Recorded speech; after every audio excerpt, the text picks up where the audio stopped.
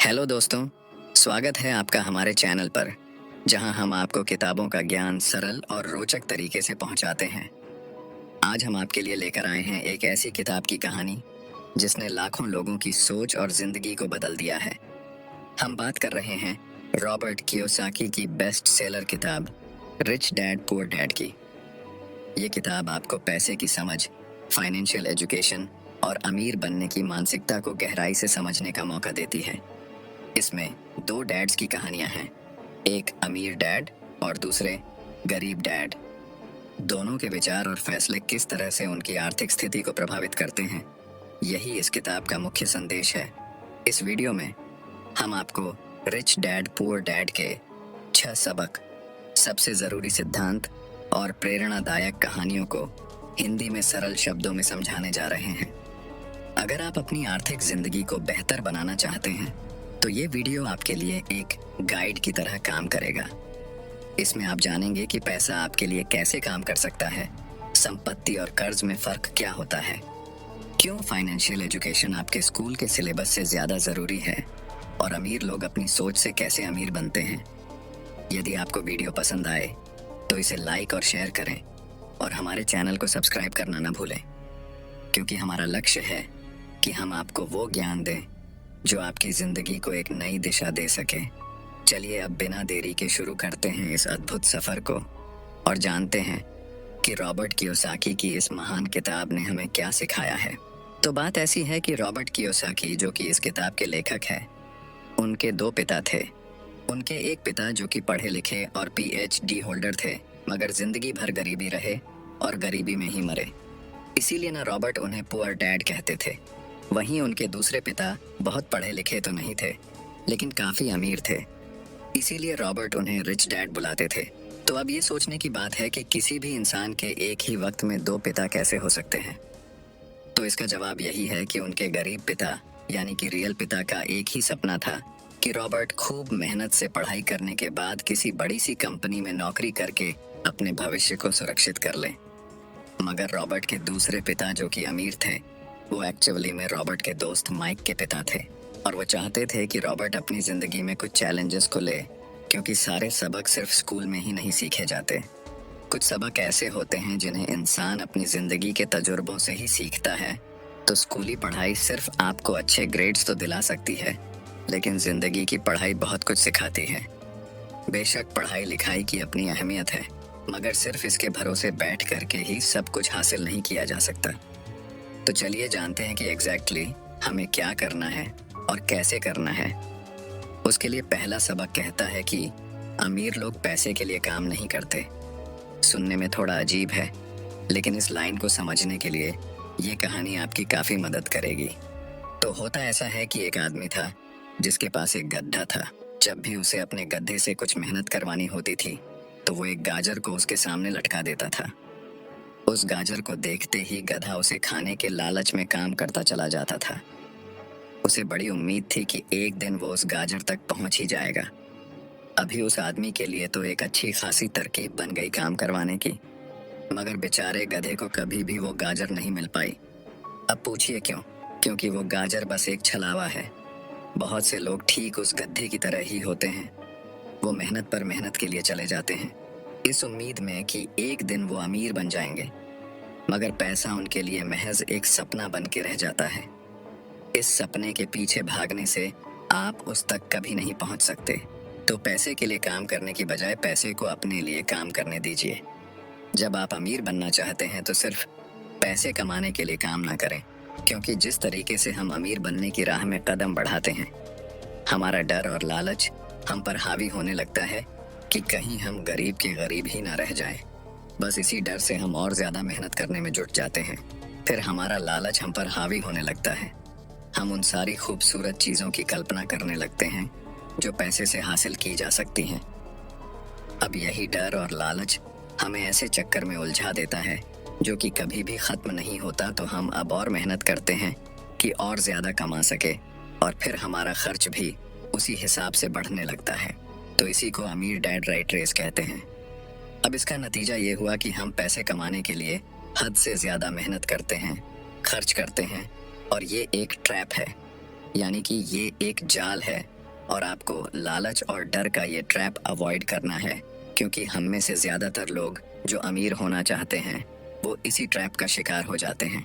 तो पैसे के पीछे मत भागिए, बल्कि पैसे को अपने पीछे भागने के लिए मजबूर कर दीजिए। आपकी नौकरी लगी है तो आप काम पर ये सोच करके मत जाइए कि हर महीने आपको एक पे चेक लेना है, क्योंकि वो पे चेक आपके सारे बिल्स मुश्किल से ही भर पाता है। वैसे ये हर महीने की कहानी बन जाती है। फिर तंग आकर के आप कोई दूसरी नौकरी ढूंढ करके और ज़्यादा मेहनत करने लगते हैं, लेकिन तब भी आप पैसे के लिए ही काम कर रहे होते हैं और यही वजह है कि आप कभी भी अमीर नहीं बन पाते।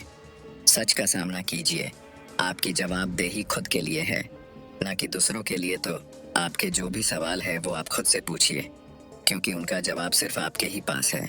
क्या आप सिर्फ इसलिए काम कर रहे हैं कि आपकी ज़िंदगी में सिक्योरिटी रहे? एक ऐसी नौकरी जहां से आपको निकाले जाने का कोई डर ना हो, या फिर आप सिर्फ 2 पैसे कमाने के लिए काम करते हैं और आपको लगता है कि एक दिन आप इस तरीके से अमीर हो जाएंगे? क्या बस यही आपको सेटिस्फाई करने के लिए काफ़ी है?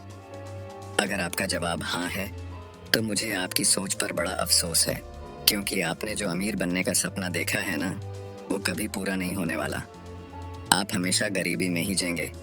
लेकिन अगर आपका जवाब ना है, तो आपका पहला कदम ये होगा कि सबसे पहले आप अपने मन से डर को हटा दीजिए, क्योंकि ज़्यादा पैसा ना कमा पाने का डर और लालची आपको बगैर सोचे समझे काम करने के लिए मजबूर करता है, और हमारा यही कदम हमें नाकामयाबी की तरफ धकेलता है। बेशक हम सबके अंदर डर और चाहत की भावना होती है और ये नेचुरल है, लेकिन उन्हें खुद पर इतना हावी ना होने दीजिए कि हम उनके बस में होकर के उलटे सीधे फैसले लेने लग जाएं। बेहतर होगा कि हम जो भी करें पहले उसके बारे में खूब सोच लें। हमेशा दिल से नहीं बल्कि दिमाग से काम ले। हर सुबह अपने आप से पूछिए कि क्या आप उतना कर पा रहे हैं जितना कि आपको करना चाहिए।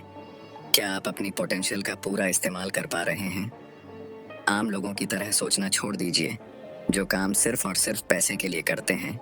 ये सोचना छोड़ दीजिए कि मेरा बॉस कम पैसे देता है, मुझे ज़्यादा मिलना चाहिए, मैं ना इससे ज़्यादा कमा सकता हूँ। एक बात याद रखिए, आपकी परेशानियों के लिए सिर्फ आप जिम्मेदार हैं, कोई और नहीं। बॉस अगर आपकी सैलरी को नहीं बढ़ा रहा है तो उसे इल्ज़ाम मत दीजिए। जब आप खुद की प्रॉब्लम्स की जिम्मेदारी लेते हैं तो सिर्फ आप ही उसका हल निकाल सकते हैं। और यही वो पहला सबक और पहला प्रिंसिपल है जो कि आमिर डैड ने रॉबर्ट को सिखाया। इस सबक का एक पार्ट ये भी था कि अमीर डैड ने उन्हें एक कन्वीनियंस स्टोर में काम करने पर लगा दिया।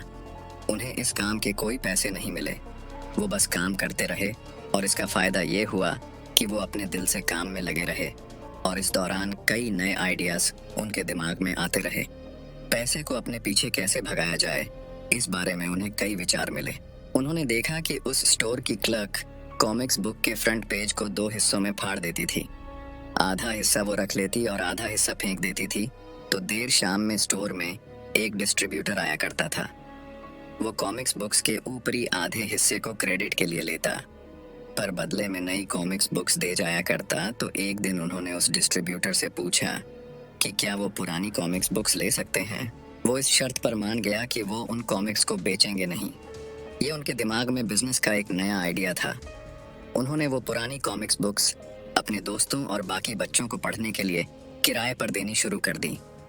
बदले में वो हर किताब का 10 सेंट किराया वसूल करते थे। हर किताब सिर्फ 2 घंटे के हिसाब से पढ़ने के लिए दी जाती थी, तो असल मायनों में वो उन्हें बेच नहीं रहे थे। उन्हें उस गैराज पर काम भी नहीं करना पड़ा जहां से वो कॉमिक्स किराए पर देते थे। उन्होंने माइक की बहन को काम पर रखा, जिसके लिए उसे हर हफ्ते $2 दिया जाता। तो एक ही हफ्ते में उन्होंने $9.5 कमाए, और इस तरह उन्होंने सीखा कि पैसे को खुद के लिए काम करने दो, न कि आप पैसे के लिए काम करो। तो इसी के साथ अब आगे है दूसरा सबक, जो कहता है कि फाइनेंशियल लिटरेसी क्यों सिखाई जाए। कहने का मतलब ये है कि 1923 यानी कि 1923 में एज वाटर बीच होटल शिकागो में एक मीटिंग हुई। दुनिया के बहुत से लीडर और बहुत ही अमीर बिजनेसमैन इस मीटिंग का हिस्सा बने। इनमें से थे एक बहुत ही बड़ी स्टील कंपनी के मालिक चार्ल्स शवाब और सैमुअल इंसुल, जो कि उस वक्त की लार्जेस्ट यूटिलिटी प्रेसिडेंट थे, और बाकी कई और भी बड़े बिजनेसमैन। तो इस मीटिंग के 25 साल बाद इनमें से कई लोग गरीबी से मरे, कुछ ने खुदकुशी कर ली, और भी कईयों ने तो अपना दिमागी संतुलन तक खो दिया था। तो असल बात यह है कि लोग पैसे कमाने में इतने मशगूल हो जाते हैं कि वो ये खास बात सीखना भूल जाते हैं कि पैसे को रखा कैसा जाए। आप चाहे जितना मर्जी पैसा कमा लें, उसे बनाए रखना असली बात है। और अगर ये हुनर आपने सीख लिया तो अब किसी भी आड़े टेढ़े हालात, जो अक्सर कहा जाता है कि कोई इमरजेंसी आ गई या कोई अड्डी आ गई या कोई बुरा वक्त आ गया, तो आप उसका सामना आसानी से कर लेंगे। क्या हो सकता है कि अगर आप ठीक तरीके से प्लानिंग करें तो बुरा वक्त आए ही ना। वैसे लॉटरी में मिलियन जीतने वाले लोग कुछ सालों तक तो मजे से जीते हैं, मगर फिर वापस उसी पुराने हालात में पहुंच जाते हैं। तो अधिकतर लोगों के सवाल होते हैं कि अमीर कैसे बने या अमीर बनने के लिए क्या करें। इन सवालों के जवाब से अधिकतर लोगों को निराशा ही होती है, मगर इसका सही जवाब होगा कि पहले आप फाइनेंशियल लिटरेट बनना सीखें। देखिए, अगर आपको एम्पायर स्टेट बिल्डिंग खड़ी करनी है तो सबसे पहले आपको एक गहरा खड्डा खोदना पड़ेगा, फिर उसके लिए एक मजबूत नींव रखनी पड़ेगी। लेकिन अगर आपको एक छोटा सा घर बनाना हो तो एक 6 इंच कंक्रीट स्लैब डाल करके भी आपका काम चल जाएगा। मगर अफसोस तो इसी बात का है कि हम में से ज्यादातर लोग 6 इंच स्लैब पर एक एम्पायर स्टेट बिल्डिंग खड़ी करना चाहते हैं, और वो ऐसा करते भी हैं तो जाहिर सी बात है कि बिल्डिंग टूटेगी ही टूटेगी। गरीब डैड रॉबर्ट से बस यही चाहते थे कि वो खूब पढ़ाई करे, लेकिन अमीर डैड उसे फाइनेंशियली लिटरेट बनाना चाहते थे। ज्यादातर स्कूल सिस्टम बस घर बनाना सिखाते हैं, मजबूत फाउंडेशन नहीं। स्कूली शिक्षा और पढ़ाई की अपनी अहमियत है, मगर असल जिंदगी में यही सब कुछ नहीं है। और इसी के साथ आगे है तीसरा सबक, जो कि कहता है कि लायबिलिटीज और एसेट्स के बीच में फर्क समझे और हमेशा एसेट्स खरीदे। वैसे सुनने में ये बड़ी आसान सी बात लगती है ना, लेकिन यही एक नियम है जो आपको अमीर बनाने में मदद करेगा।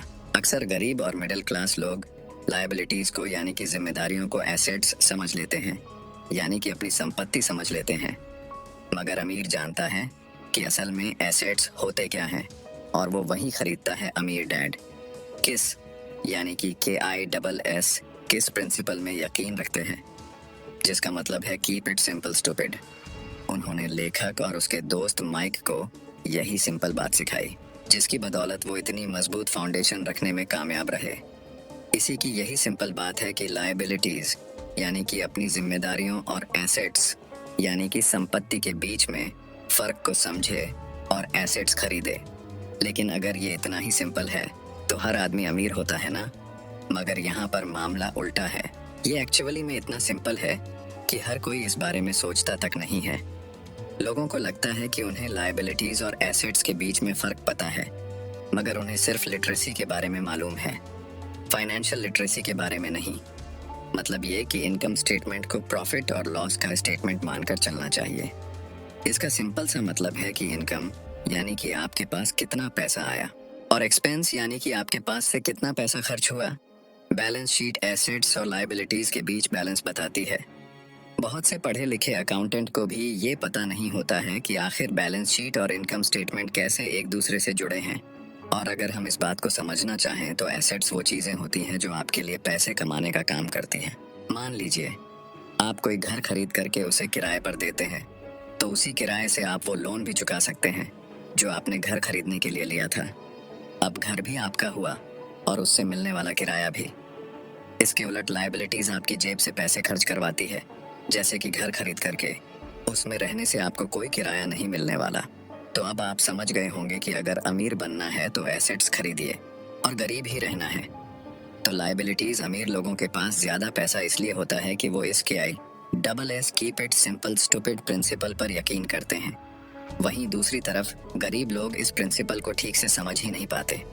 इसीलिए इस बात पर जोर दिया जा रहा है कि सिर्फ लिटरेट नहीं बल्कि फाइनेंशियल लिटरेट बनिए। सिर्फ नंबर से कुछ नहीं होता। फर्क तो तब पड़ता है जब आप अपनी कहानी खुद लिखे। अधिकतर परिवारों में देखा गया है कि जो मेहनती होता है उसके पास पैसा भी ज्यादा होता है, मगर उसका फायदा क्या जब सारा पैसा लायबिलिटीज में ही खर्च हो जाए।